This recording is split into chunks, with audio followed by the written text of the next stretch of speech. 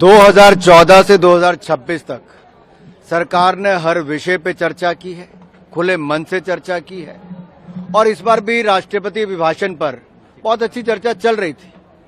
लेकिन विपक्ष के नेता श्रीमान राहुल गांधी जी ने जिस तरह से लोकतंत्र की और सदन की अवमानना की है, स्पीकर की रूलिंग के बावजूद बार बार उसकी अवहेलना की है, नियमों का पालन तो करना दूर, बार बार स्पीकर के कहने के बावजूद वो विषय पे बोले नहीं और यहां तक जब कहा गया कि जिस चीज का उल्लेख यहां पे नहीं हो सकता, जो पुस्तक छपी नहीं, उसके बावजूद उसके बारे में, और यही नहीं, उनका मंशा केवल एक थी। आज अगर आप एक लाइन से देखेंगे कि भारतीय सैनिकों का अपमान करना, आप एक लाइन उनकी उठाकर देखिए, भारतीय सैनिकों का अपमान करना, भारतीय संसद का अपमान करना, भारत की संवैधानिक संस्थाओं का अपमान करना।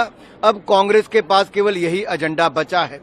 जब उनको लगा कि शानदार बजट आया, राष्ट्रपति भाषण में सरकार की सारी उपलब्धियों और देश के बढ़ते कदमों को दिखाया गया, विपक्ष के पास बोलने के लिए कुछ नहीं बचा, तो पेपर फाड़ के चेयर पर फेंके गए।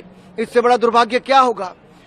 जिस व्यक्ति को यह नहीं पता कि परमिशन लेनी पड़ती है स्पीकर की या चेयरमैन की बोलने के लिए, वो अहंकार देखिए।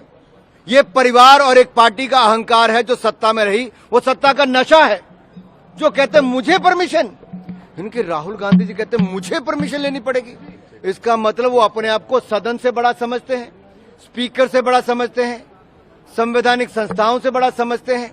और कहीं ना कहीं यही सोच आज कांग्रेस पार्टी को एक के बाद दूसरी हार की ओर लेके जा रही है और यही सोच उनकी बार बार भारत विरोधी टिप्पणियां करके दिखा रही है। बहुत सारे लोग ऐसे हैं विपक्ष के जिनके चेहरे खिलखिलाए थे, खुशी मना रहे थे कि जब भारत पर अमेरिका ने टैरिफ बढ़ाया था तो खुश थे वो लोग।